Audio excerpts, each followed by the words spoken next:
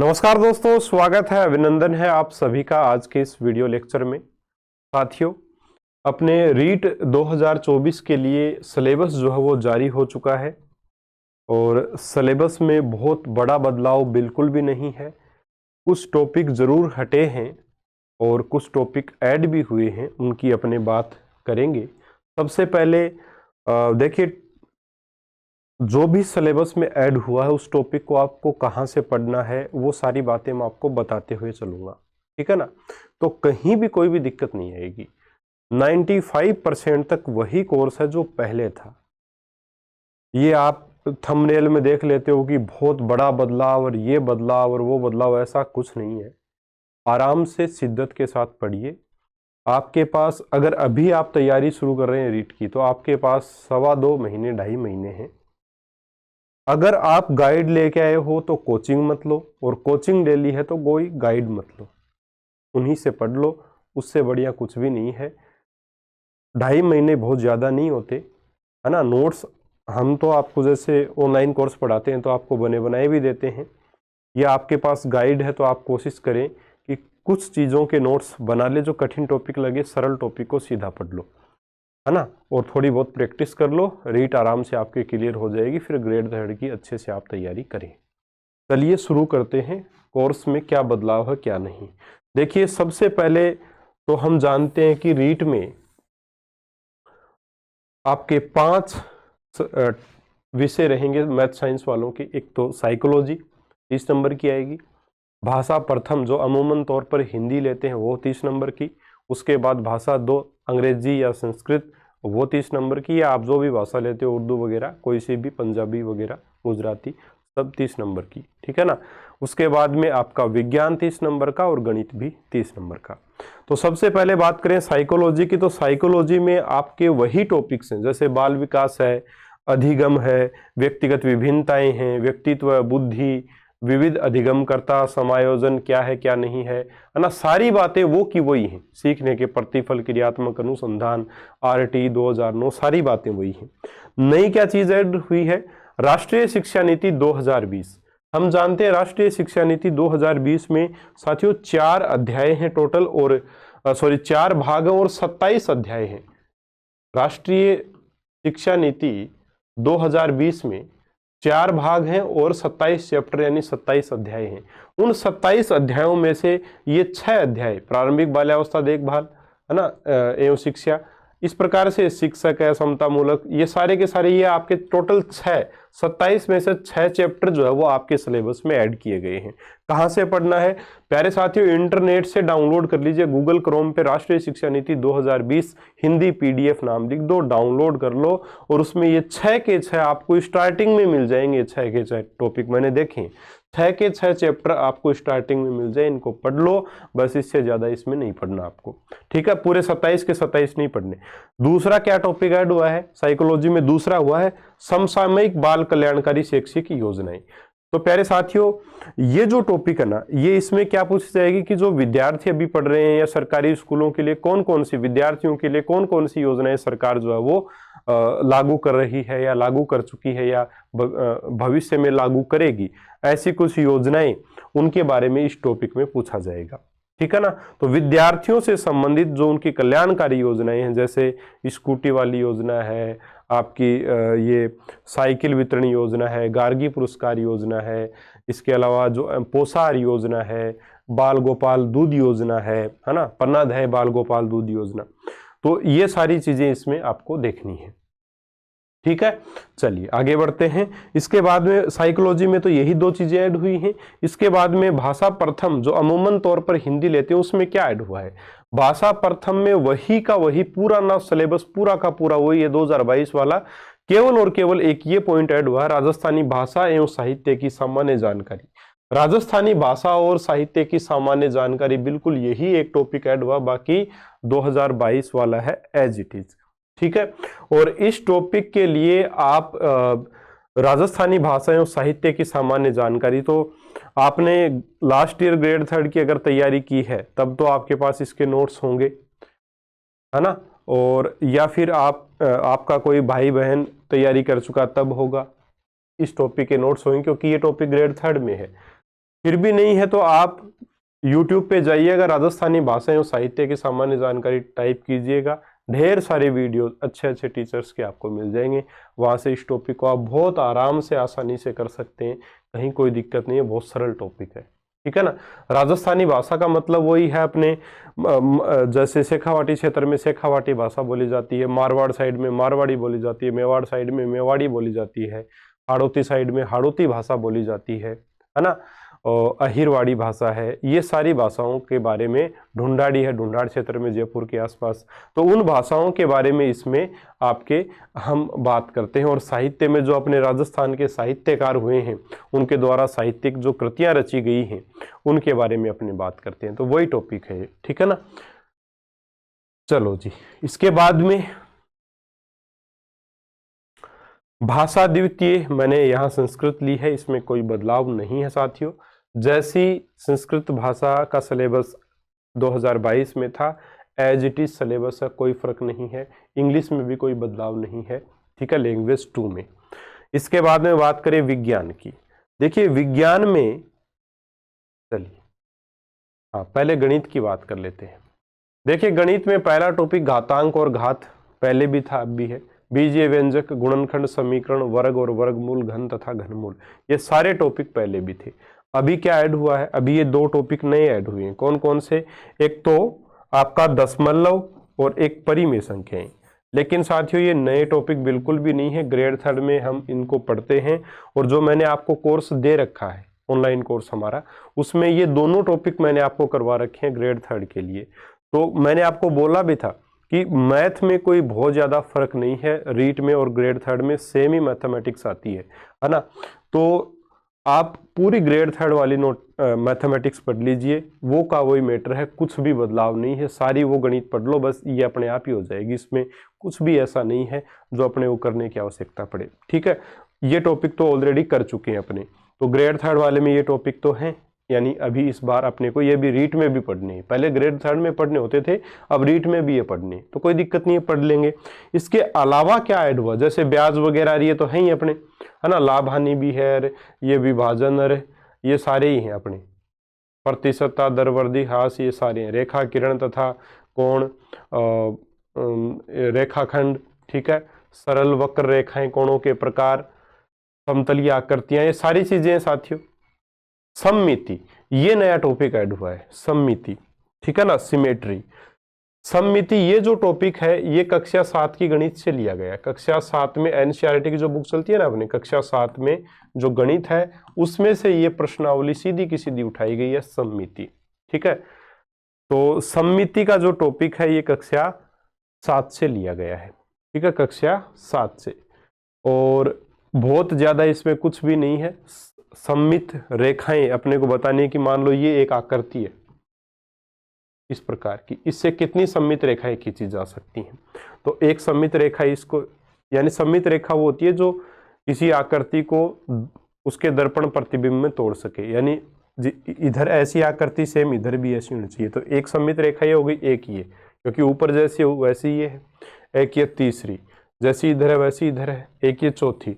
तो इसमें से 4 सममित रेखाएं खींची जा सकती हैं। तो आपको आकृति दे देगा, मान लो एक वर्ग है, वर्ग में से कितनी सममित रेखाएं खींची जा सकती हैं, तो वर्ग में से 4 सममित रेखाएं खींची जा सकती हैं, ऐसे प्रश्न आ सकता है, ठीक है।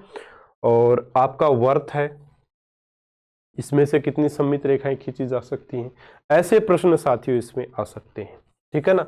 एक रेखिक सम्मित होता है, घूर्णन सम्मित होता है, वो सारी बातें अपने इसमें करेंगे। तो ये टॉपिक मैं आपको सिलेबस में करवा दूंगा, जो ऑनलाइन अपना कोर्स है उसमें मैं आपको ये टॉपिक ऐड करवा दूंगा। आसान टॉपिक है, बिल्कुल आसान है, कुछ भी नहीं है इसमें, आराम से हो जाएगा, ठीक है, बहुत आसान है। ये मान लो गणित में कुछ भी ऐड नहीं हुआ है, ग्रेड 3 का जो सिलेबस है वो का वही है, सममिति का टॉपिक है, बहुत सरल है साथियों, कुछ भी नहीं है इसमें ऐसा, ठीक है ना।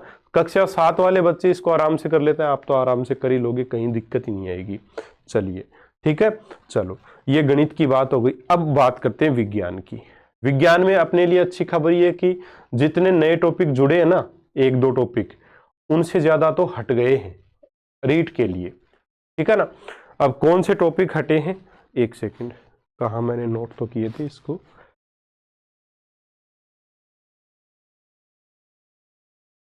हाँ भाई,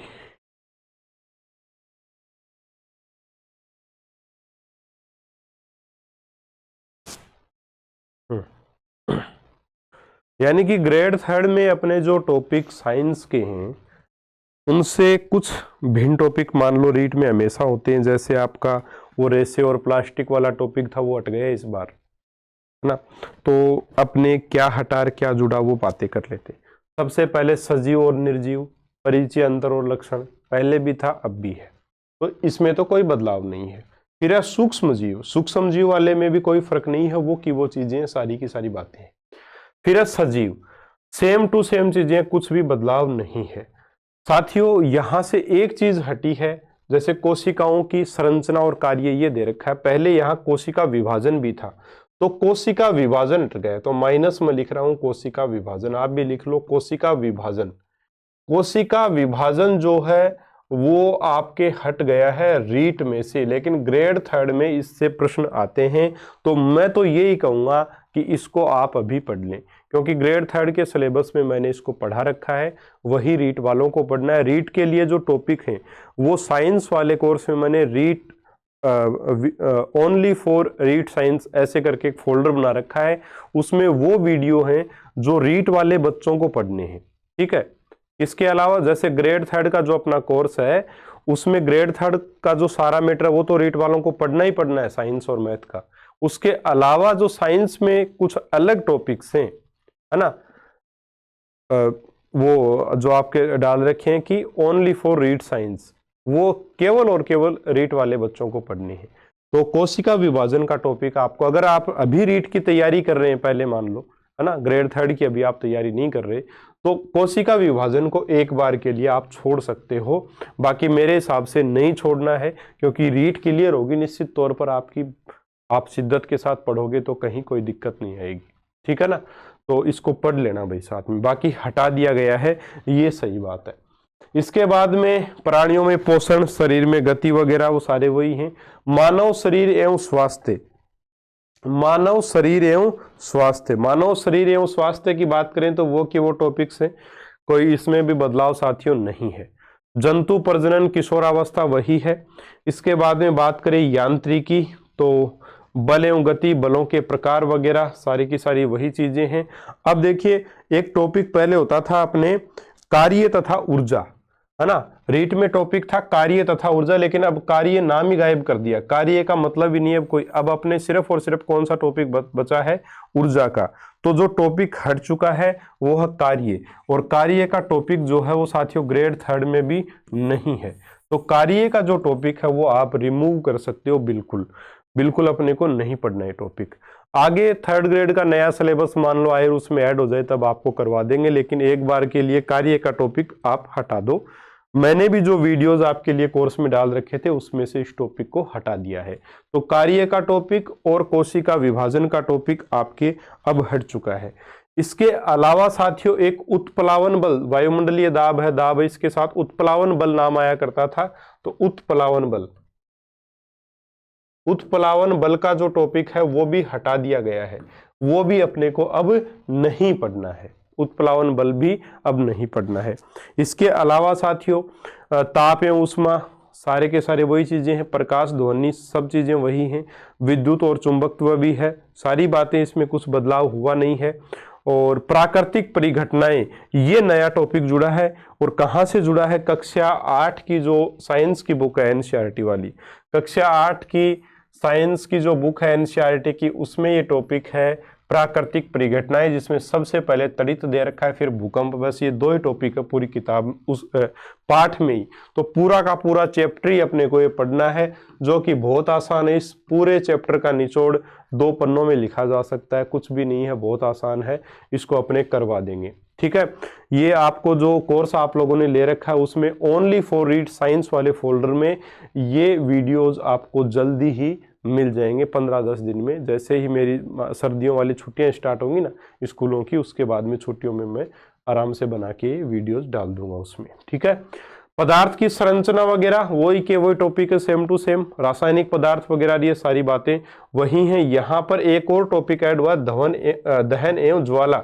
ये भी साथियों क्लास 8 की जो साइंस की बुक है एनसीईआरटी की, उसमें ये टॉपिक एज इट इज दे रखा है। और इसमें कौन सा प्रश्न आएगा वो भी मैं आपको बता देता हूं। इसमें जो ऊष्मीय मान होता है ना, किसी भी एलपीजी का, सीएनजी का, है ना, लकड़ी का ऊष्मीय मान, ये ऊष्मीय मान से संबंधित प्रश्न इसमें आते हैं ज्यादातर। तो ऊष्मीय मान वाला ये टॉपिक आपको वैसे तो ग्रेड 3 का सिलेबस जो साइंस का करवा रखा है उसमें करवा दिया आपको ये, है ना, लेकिन फिर भी चलो बता देंगे थोड़ा बहुत। और बाकी दहन एवं ज्वाला करवा दिया मैंने आपको, तो अपने लिए नया नहीं है, कर दिया हम लोगों ने इसको कोर्स में, कहीं कोई दिक्कत नहीं है। पौधे और जंतुओं का संरक्षण, वनोन्मूलन, ये आप नया मान सकते हो वनोन्मूलन, लेकिन क्या नया है इसमें? इससे संबंधित जितने भी आंदोलन है, चिपको आंदोलन, ये सारे हम लोग पढ़ते ही हैं, तो इसमें कुछ है नहीं नया, इतना नाम के लिए नया टॉपिक है, बिल्कुल आसान कुछ नहीं है ऐसा इसमें। हरित गृह प्रभाव, ये वैश्विक तापन संकटापन, प्रजाति, स्पीसीज, ये पढ़ा चुका हूं मैं आपको। हाँ, वन प्राणी अभ्यारण्य, राष्ट्रीय उद्यान, वन्य प्राणी अभ्यारण्य, राष्ट्रीय उद्यान, ये टॉपिक आपको नए पढ़ने हैं। आप ये मान सकते हैं कि भाई वन्य अभ्यारण्य कितने हैं राजस्थान में, कौन कौन से, कहाँ हैं, किस जिले में है, ये थोड़ा पता होना चाहिए। ये जीके मान लो चाहे कुछ भी मान लो, ये अपने है। और राष्ट्रीय उद्यान कितने हैं, राजस्थान के परिदृश्य में ही अपने को बात करनी है, ठीक है। इसके बाद में बात करें कृषि प्रबंधन, तो कृषि प्रबंधन पहले भी था अब भी है। विज्ञान की संरचना एवं प्रकृति, इसमें प्राकृतिक विज्ञान, लक्ष्य उद्देश्य, प्राकृतिक संसाधन, पर्यावरण प्रदूषण नियंत्रण, है ना, जैव विविधता अनुकूलन, कचरा प्रबंधन, ये सब टॉपिक्स हैं। और पहले इसमें एक जैव विकास टॉपिक भी लास्ट ईयर ऐड हुआ था, लेकिन अब दोबारा से उस टॉपिक को हटा दिया गया है। तो एक जैव विकास का जो टॉपिक है ये भी आपको अब नहीं पढ़ना है। जैव विकास का टॉपिक भी अब आपको नहीं पढ़ना है। पहले जैव विकास का टॉपिक हुआ करता था, लेकिन अब वो टॉपिक भी आपको नहीं पढ़ना है, ठीक है भाई। इसके अलावा एक टॉपिक था आपके जो ग्रेड 3 में तो है, लेकिन रीट में से उसको हटा दिया है, सौर मंडल। सौर मंडल से साथियों निश्चित ही प्रश्न आया करता था, लेकिन इस बार ये रीट के सिलेबस में ये टॉपिक नहीं है, ठीक है। रीट के सिलेबस में सौर मंडल के टॉपिक को हटा दिया गया है, ठीक है भाई। पहले ये टॉपिक हुआ करता था, लेकिन अब इस टॉपिक को बिल्कुल हटा दिया गया है रीट के सिलेबस से। फिर है विज्ञान को समझना, ये सारी बातें तो फिर हैं ही आगे। विज्ञान की शिक्षण विधियां ये पहले भी थी और अब भी है, ठीक है। अब और क्या टॉपिक्स हटे हैं, तो साथियों पहले अपने मैंने बता दिया आपको, कोशिका विभाजन हट गया है, उत्प्लावन बल और कार्य हट गया है, और इसके अलावा सौरमंडल हट गया है, जैव विकास का टॉपिक हट गया है। इसके अलावा देखो एक कंप्यूटर वाला ईमेल वगैरह वो टॉपिक था, वो पूरा टॉपिक हट गया है। तो कंप्यूटर वाला टॉपिक साथियों आपका हट चुका है। एक सेकंड भाई, कंप्यूटर वाला टॉपिक आपका हट चुका है।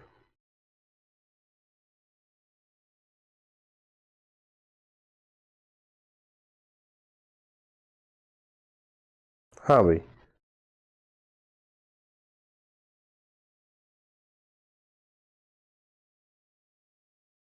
कंप्यूटर वाला टॉपिक जो है वो आपका हट चुका है। इसके अलावा रेसे प्लास्टिक वाला एक टॉपिक था वो आपका हट चुका है। इसके अलावा आपका चिकित्सा क्षेत्र में विज्ञान प्रौद्योगिकी वाला विज्ञान प्रौद्योगिकी ये वाला टॉपिक आपका हट चुका है, ठीक है ना। तो कंप्यूटर है, रेसे प्लास्टिक हैं, ये टॉपिक सारे आपके हट गए। चिकित्सा क्षेत्र में विज्ञान प्रौद्योगिकी, ये सारे टॉपिक आपके हट चुके हैं साथियों। अब तो आप एक चीज ये नोट करिएगा, देखो कितने टॉपिक हट गए आपका। एक कोशिका विभाजन, उत्प्लावन बल, कार्य, इसके अलावा आपके सौरमंडल, जैव विकास, कंप्यूटर, रेसे प्लास्टिक, और इसके बाद में चिकित्सा क्षेत्र में विज्ञान प्रौद्योगिकी, बहुत बड़ा लंबा चौड़ा टॉपिक था। तो अगर आपने देखें तो 8-9 टॉपिक हट गए हैं आपके, और उसकी जगह ऐड हुए हैं मात्र 2 या जैसे प्राकृतिक परिघटनाएं, एक टॉपिक तो वो भूकंप वाला वो ऐड हुआ है। इसके अलावा आपके उत्प्लावन बल और कार्य वाला, सॉरी उत्प्लावन बल कार्य तो हट ही गया, दहन एवं ज्वाला वाला टॉपिक तो ये तो अपने कर ही चुके हैं साथियों रीट थर्ड ग्रेड वाले कोर्स में, तो ये कुछ अलग से करने की आवश्यकता नहीं है। प्राणी अभ्यारण्य राष्ट्रीय उद्यान ये ऐड हुआ, तो 2-3 टॉपिक ऐड हुए हैं, 8-9 टॉपिक हट गए हैं, तो कम ही हुआ, सिलेबस बढ़ा नहीं है। हाँ, ये जरूर है कि साइकोलॉजी में अपने कुछ योजनाएं पढ़नी है, और हिंदी में आपको राजस्थानी भाषा और साहित्य के बारे में पढ़ना है, तो वो जीके का पार्ट ये मान सकते हो ऐड हुआ है। विज्ञान में भी जो अभ्यारण्य और राष्ट्रीय उद्यान है वो भी निश्चित तौर पर क्या जीके का ही पार्ट है, तो ये जीके के पार्ट ऐड किए हैं उन्होंने, ठीक है ना, क्योंकि बाहर से बाहरी राज्यों वाले जो बच्चे एग्जाम देते हैं उनको थोड़ा सा पीछे करने के लिए, राजस्थान वाले बच्चों को आगे बढ़ाने के लिए ऐसा किया गया है। सरकार का ये मानना है कि राजस्थानी भाषा को ऐड करना चाहिए ताकि राजस्थान वाले बच्चों को फायदा हो सके। तो अपना जो कोर्स ऑनलाइन अवेलेबल है उसमें ये जो टॉपिक हट गए हैं ये मैंने भी वहां से वीडियोज हटा दिए हैं, ठीक है, और जो नए टॉपिक जुड़े हैं वो बहुत जल्द मैं आपको उन कोर्स में अवेलेबल करवा दूंगा, बिल्कुल भी चिंतित होने की कोई आवश्यकता नहीं है। और आप लोगों के लिए उन कोर्स में ऑफर भी अवेलेबल है, आप ले सकते हैं, आराम से पढ़ सकते हैं। मैं फिर बोल रहा हूं, कोर्स ले लिया है, मेरा कोर्स हो चाहे किसी का भी हो, कोई भी किताब गाइड वगैरह लेके आने की आवश्यकता नहीं है पर्टिकुलर उस सब्जेक्ट के लिए। जैसे आपने मेरा गणित विज्ञान का कोर्स लिया तो गणित विज्ञान की गाइड आपको लेके आने की कोई आवश्यकता नहीं है, बस प्रीवियस ईयर क्वेश्चन साथ साथ कर लो, उससे बढ़िया और कुछ नहीं है। इसके अलावा अगर आपने किसी कोचिंग का कोर्स ले रखा है, पूरा कोर्स ले रखा है, तो उनसे ही पढ़िए, किसी और जगह से मत पढ़िए। दूसरी बात ये कहूँगा कि बड़ी कोचिंग का कोर्स अभी लेने से बचिए, क्योंकि रीट में अभी इतना टाइम नहीं है कि आप उसको कवर कर पाओगे, नहीं कवर कर पाओगे वहां से, ठीक है ना। तो क्योंकि 2.5 महीने अपने पास, तो 2.5 महीने में किताब पढ़ लीजिए, या तो खुद गाइड से तैयार कर लो, किसी भी एक गाइड को ले आओ, कंप्लीट वाली जो आती है, आराम से तैयार हो जाएगा। लक्ष्य की से कर लो, चाहे लक्ष्य की गाइड अच्छी गाइड आती है साथियों, खराब गाइड नहीं है। रीट में हमेशा वो अच्छा प्रदर्शन करते हैं और प्रश्न भी आते हैं, ठीक है ना। तो टॉपिक तो वही है, अच्छे से पढ़िए उस गाइड को, कोई दिक्कत नहीं है। या इसके अलावा अलग अलग सब्जेक्ट की भी अलग अलग गाइड आती है, वो ले आओ, लेकिन फिर उनको पढ़ो आप। बाकी और जगह आपको देखने की ज़्यादा आवश्यकता नहीं है, टाइम वेस्ट करने की आवश्यकता नहीं है, क्योंकि 2.5 महीने का टाइम है। 60% आपको लेके आने हैं, यानी कम से कम 90 अंक आपके आ जाएं, बस उतने में अपना काम हो जाएगा 150 में से, और वो आ जाएंगे अगर आप शिद्दत से मेहनत करोगे, है ना। तो ये सारी चीज़ें हैं, फिर भी कोई समस्या है कमेंट बॉक्स में डाल सकते हो। नमस्कार, जय हिंद, जय भारत।